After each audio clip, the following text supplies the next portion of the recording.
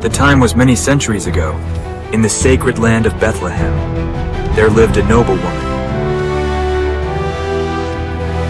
She was a pious woman, who is mentioned in the Quran as the wife of Imran. In Christian tradition, she is identified as Saint Anne, although her name is not directly mentioned in the Bible, who felt deep sorrow because of being childless for a long time. She constantly prayed to the great Creator to grant her a child. At the same time, she vowed that if she had a child, she would dedicate him to the service of the Creator.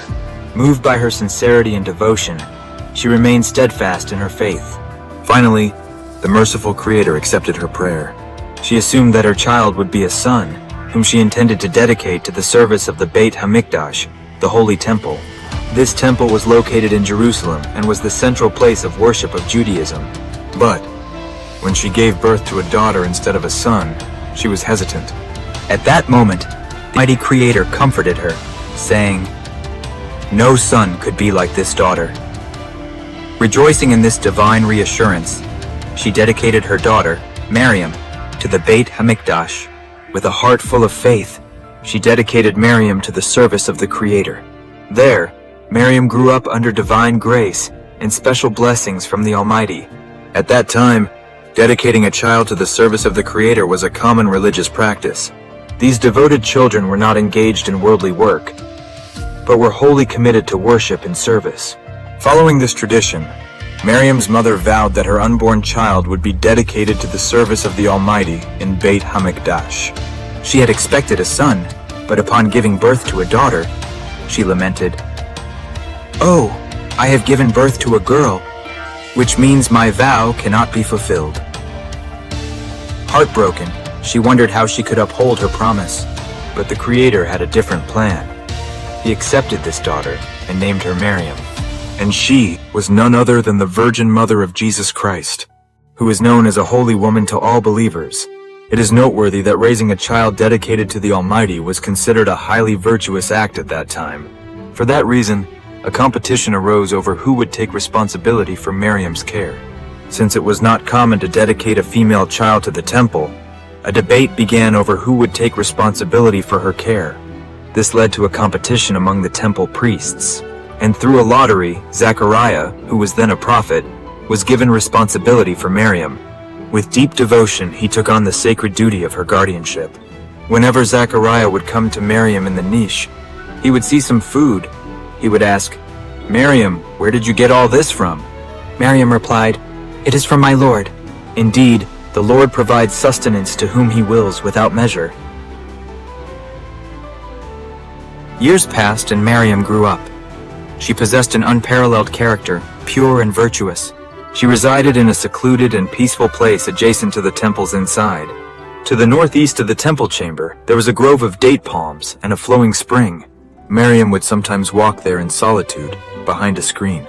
One day, suddenly, the angel Gabriel appeared before her in the form of a man. Naturally, Maryam was terrified. She said, "I seek refuge in the merciful Creator from you." Gabriel said, "I am a messenger from your Lord. I have come to give you a son."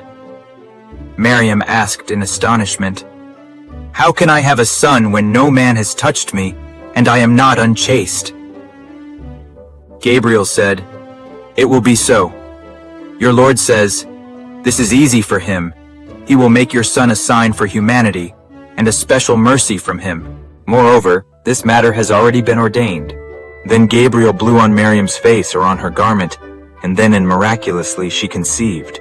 In such a situation, she became deeply concerned about society's reaction, and she went away a little way. According to the Quran, she sought refuge in a place towards the east.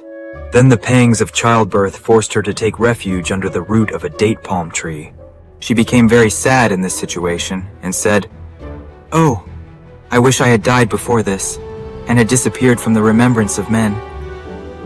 At that time, the angel called out to her, "Do not grieve, your Lord has placed a spring at your feet. Shake the date palm tree toward you, and ripe dates will fall down for you to gather. Eat, drink, and cool your eyes. If you see any human, tell them, I have vowed a fast to the merciful Lord, so I will not speak to anyone today. By the mercy of the Creator, she gave birth to a son there, who later became known as Prophet Jesus or Isa. In the Bible, Luke 2:6-7.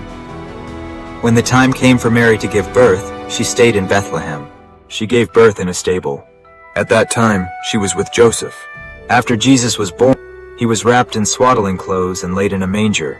After the baby Jesus was born, 3 wise men came bringing gifts. When Maryam returned to society with her newborn, people regarded her with suspicion and disdain. They said, "Oh Maryam, you come from a noble family. Your parents were righteous, so where did you get this child?" In response, Maryam simply gestured toward the infant Jesus. Astonished, the people exclaimed, "How can we speak to a newborn child?" But miraculously, baby Jesus spoke. He said, "I am a servant of Almighty Creator. He has granted me the scripture and made me a prophet." This extraordinary event left everyone in shock, marking the beginning of Jesus' prophethood. From that moment on, his life was filled with divine miracles and profound teachings that shaped history. In the next episode, we will explore the life story of Prophet Jesus, his extraordinary miracles, details about his death and resurrection. So stay tuned for the next video. Thank you for being with us.